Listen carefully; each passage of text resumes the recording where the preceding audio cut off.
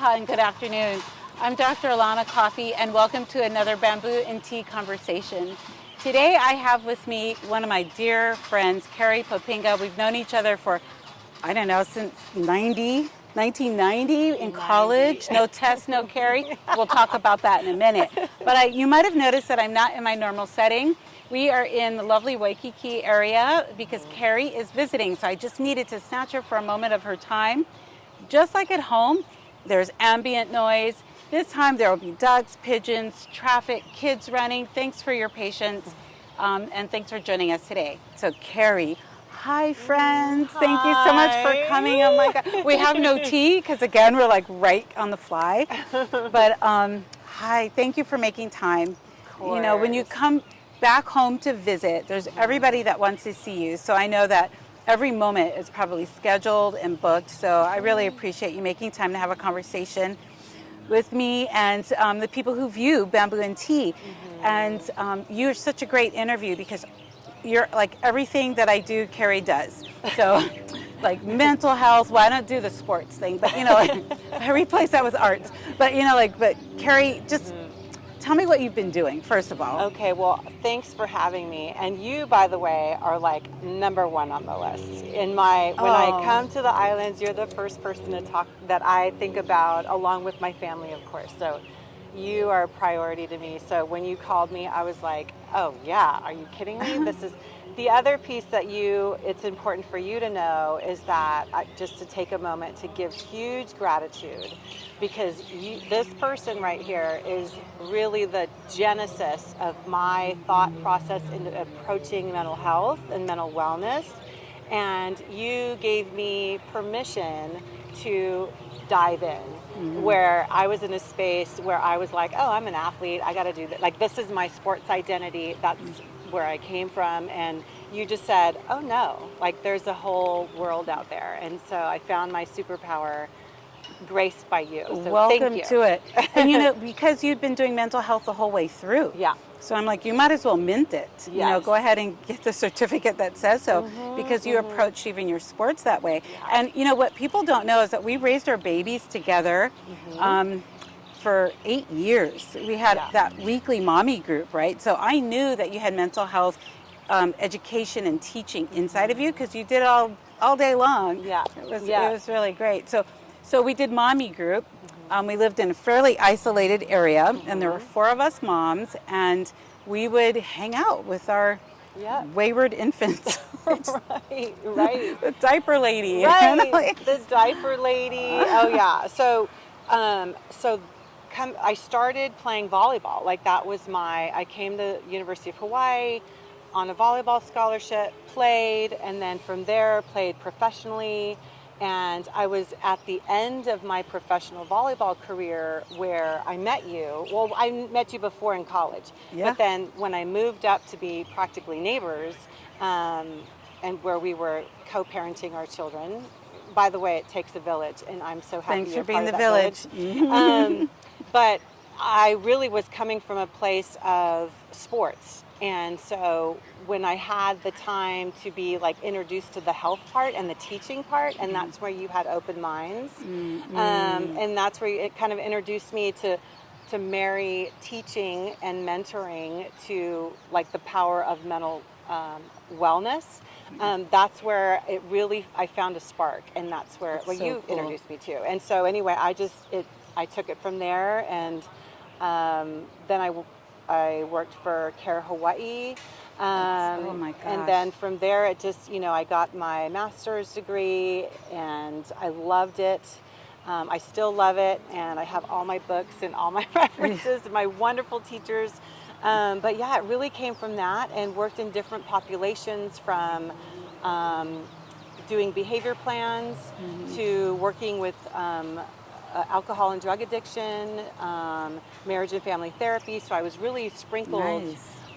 So I am, that's the one thing that I found that was really wonderful, and that I was able to be exposed to different populations. And then I just found that working with teens and parents really was where I had the most fun and the most connection with. And I think it's probably, and specifically working with athletes, And yeah, I think that's where it all kind of came together. And that's what I'm doing now. I'm the founder of Mind Growth Lab, which is really focusing on mental wellness. I was working as a counselor for a while, for about 10 years in Austin, Texas, and in a boarding day school, working with international students as well. And so that was wonderful, but I just found a really deep connection and a therapeutic connection working with athletes. And part of it is because I have been at the seat at every part of that table, being an athlete, parenting an athlete, being a parent, coaching an athlete.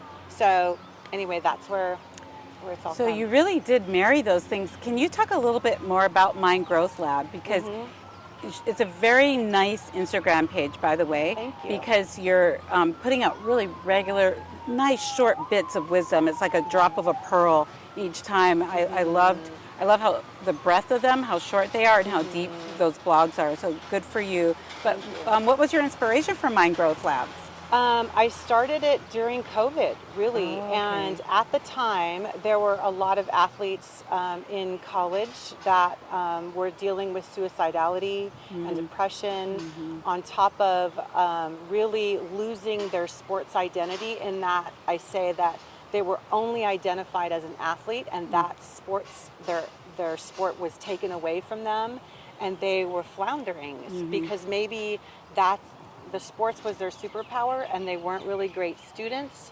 And some people found it by, they found other things, but a lot of athletes had a really hard time.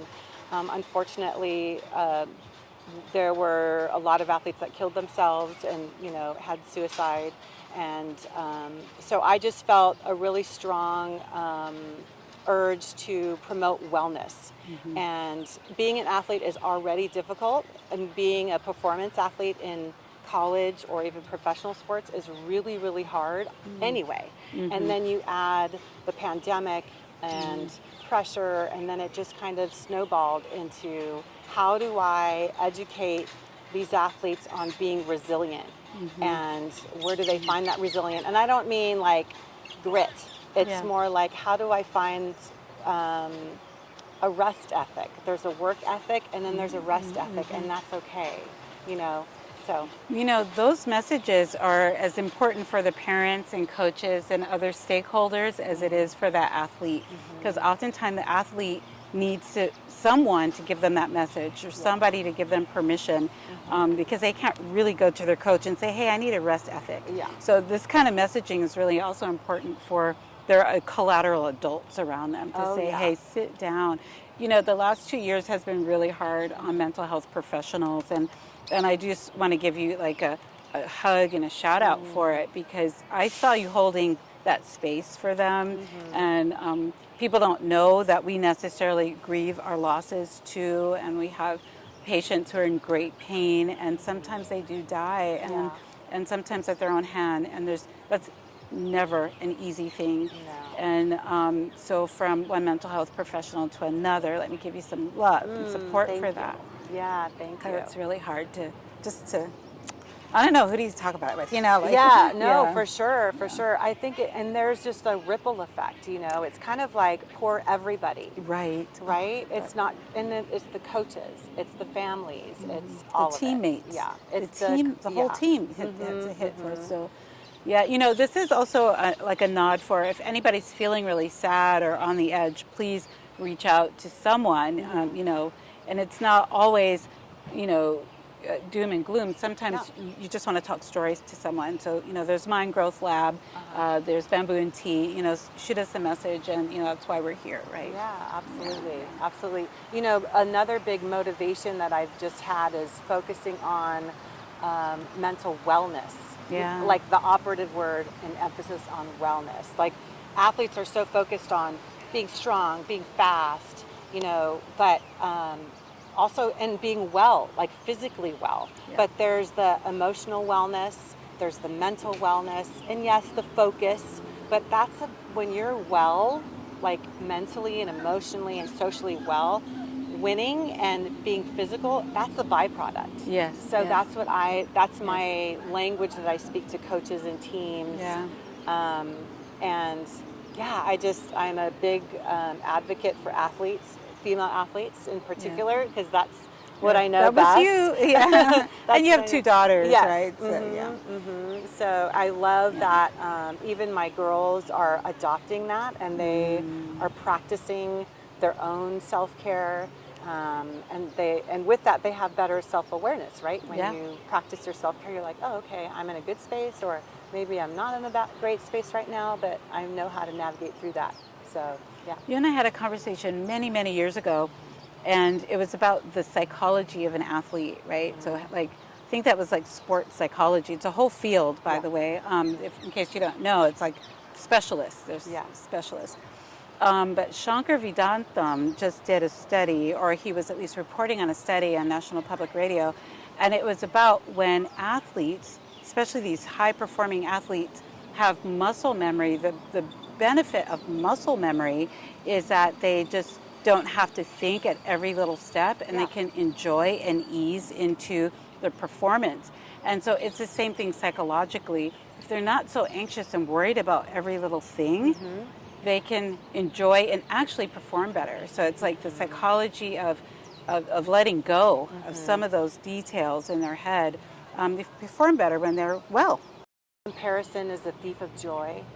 And that's what you do as an athlete. You're comparing your stats, your teammate. Am I going to start? Am I better? Am I, and that really that comparison is a trap, and when you find joy in what you do, it gets you through the tough stuff, and I'm sure there's like a biological cascade that happens in your body. I don't know what that is, but I know it's there because I felt it. I've seen it. I've seen you do it. Playing tennis with you, she's laughing the entire time. And it could be just because I play so poorly, but you're like cracking up. I'm like, she's having a joyful tennis game right now. Like 8 months pregnant and you still beat me. It was like, I don't know, it was a thing. But that's so good. Remember driving to Nanakuli every Saturday morning? Yes, yes. That was a really great time. I mean, I think the experiences that we had, and we look back 25 years later, we don't realize how special they were, but those are really special times, Karrie. No, I know. And because we're in the weeds. I mean, we're in the thick of parenting, and you know what I mean? And I'm so thankful that I still able to like lean on each other, and just kind of like right now I think our children are adults now, and we're watching them just blossom and thrive, and we're like, oh my gosh, look at that, like, it worked. Yeah. And I mean now and really our goal is to raise them to be adults, and now they're adults, and now we're just like, remember all those discipline decisions we had to make, and I mean, it's nice to not be in isolation with that, right? But it's like, what should we do? And so many decisions that I made about what to do with them, you were right there with me. Remember it was really having to cool. stage things? Like we had to practice. Don't tell them. No, we had to practice and stage things. Okay, I'm coming over. And I know she's going to lose her mind when I say we have to leave, but we're going to practice. And it was just so. I remember that team. Discipline, because it was like we had to stick to our word, and we had to follow through, and we told them, if you do this thing, this is the result. And even though we wanted to hang out, we knew they wanted to hang out, we had to just let that consequence happen. Oh, and by the way, I was in the droves of, I think it was like a child development class that I was taking at Chaminade. And of course, it's like one of those things, like when you're ill, you don't want to look on Dr. Google and check all that out. But I was like in the droves of taking a child development class, and my kid's having like a grand mal tantrum, and I'm just like, oh God, she's epileptic. Like I'm totally like, this is what's going to happen to her, And we could hear her from down the street. We wondered too. We're like, did they just decide to beat her? I'm like, why is she screaming like that? I know. So anyway, thanks for co-parenting with me. We did good. We did okay. We didn't do half bad. And what's also cool is we have these great relationships with our husbands. Yeah. I mean, it's been, I don't know, I think we're coming up on 26 years. How about you guys? 28. I mean, that's just another thing I'm really grateful. And I think that good friends help with that too. Yeah. Because there were times when I was really, I don't know, I was so mad at Jerry. Oh my gosh! One of the this is the little nugget of grace that you gave me. You said, "I'll never." I use this to this day. Is like, I love you, but I don't like you. Like, and that is okay. I don't have to like you right now. I do not like you right now. But And so, and he's checking. like, but you have to love me. But you have to. You know? It's like, don't worry, I do. Yeah. Let me check. Yep, it's still there, but right now you're my last nerve. Yeah. And but you're right. It takes. Yeah. It's, you know, raising kids is tough, and it's not always, you know, tidy. It can get messy, and when you know you got a good partner, when you can get messy together. So this is one thing I'm going to do. I know that we have to wrap up, and I just want to just do a quick love bomb on you for a minute and just say thank you so much for being part of my life. From the moment I was in undergraduate school, we were in this poetry class together, and I was like, who's that gazelle? And it's just been really great. Our mothers know each other, our husbands, our kids, and it's really beautiful. So thank you so much, Karrie. I love you too. I love you too. Hard. Thank you. And you know, we'll do this again when you come back, and Oh, we'll do 100%. like the other half of the interview. But thanks, you guys. Bamboo and Tea. Karrie Poppinga, major rad volleyball player, in case you didn't know. All right.